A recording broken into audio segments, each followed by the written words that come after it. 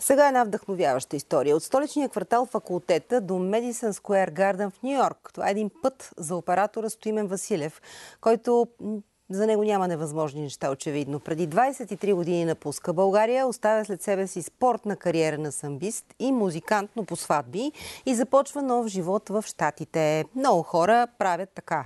Днес обаче Стоимен ръководи собствен екип от оператори и заснема редица документални филми и шоу-програми.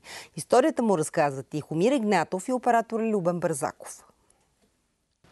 Украински таен агент има мисия да убие руски дипломат в Съединените щати. Общото между пълнокръвния екшън и България се оказва главния оператор Стоимен Василев. Емигрирал в края на 90-те, а вече постигнал американската мечта. Всеки ми казва, че живее американската мечта. Американската мечта е само една къща с басейн. Само една мечта. А неговата беше 2 къщи. Стоимен се озовава в Съединените щати след като печели зелена карта.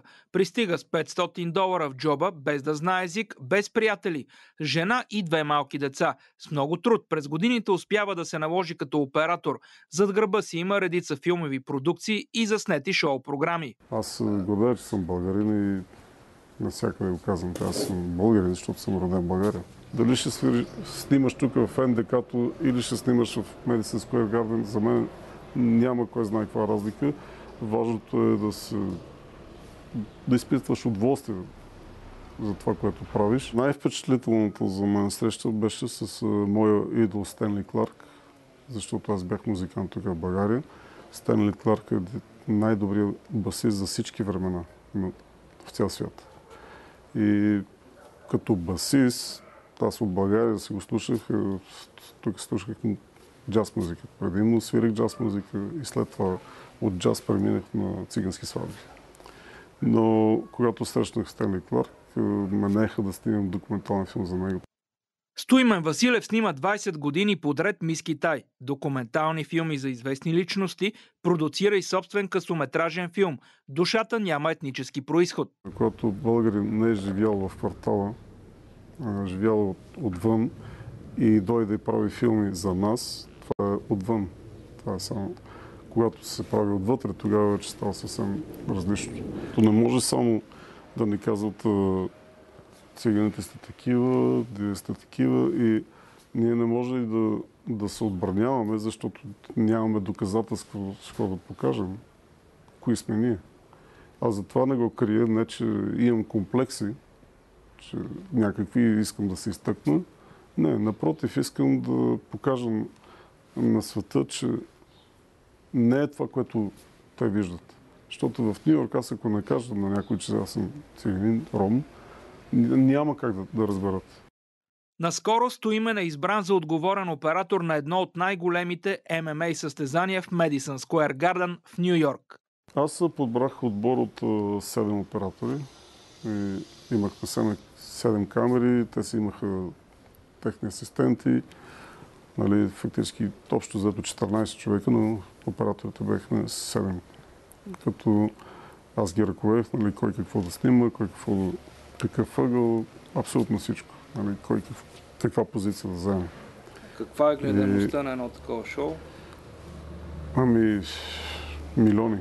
Така че това, което се случи на самия ринг, един от бойците налетя върху оператора ми, който държи камерата на рамо.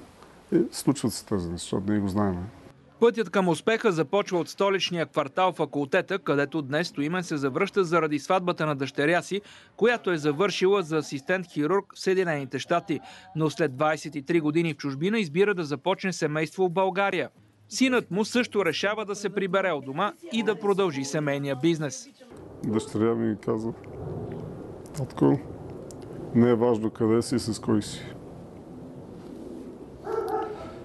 Много често ние трябва да се учим от децата си. Стоимен разказва, че неговата фамилия е една от най-старите в квартала. Има 2 братя. Единият скулптор, а другият художник. След спорта и музиката намира страстта си именно в снимането, като завършва първоначално курс за операторско майсторство в Софийския университет Свети Климент Охридски. Когато аз напуснах 1999 година, факултетът не беше гето.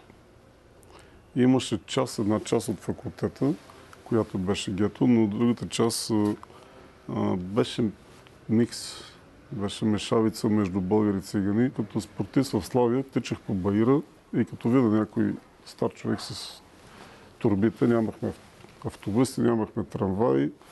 Аз като спортист, нали, аз си тренирах така иначе, тичайки, грабвам турбите, оставям ги в къщата им, аз знам всеки къде живее и всички ме обичаха.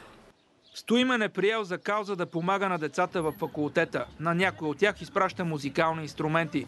Поддържа и интернет сайт за професионален обмен между роми по целия свят. Нашите деца тук нямат мотивация. Имат капацитет. Искат да учат, но трябва да се мотивират. И ако се застъпи по-здраво образователната система в България, тогава нещата ще се променят. Сега дъщеря ми тук, но понеже остава да живее тук, реши да обучава ромски деца на английски. Нашите родители успяха да ни мотивират и затова, ако сме направили нещо, това е благодарението на моите родители. Не лъжа, не мамя, не прелюбодействам. Да кажем, спазвам си 10 Божии заповеди и вярвам в себе си, вярвам в семейството си и така върва напред. Къде тук човек може да намери вдъхновение? Вдъхновение човек може да намери навсякъде. И бих му казал да не си слага ограничения, защото човек, когато си сложи ограничения, той не може да стигне далеч. Да се отвори и да мисли широко и позитивно. Скоро Стоимен Василев отново ще напусне факултета, за да потегли за Ню Джерси, където живее и работи, готов за нови предизвикателства в света на американския шоу-бизнес. Да, история, която показва колко решаващо значение може да има средата на развитието и менталитета, с който успяваме да се здобием и да развием по някакъв начин в случая много добро развитие на един човек и на цялото му семейство.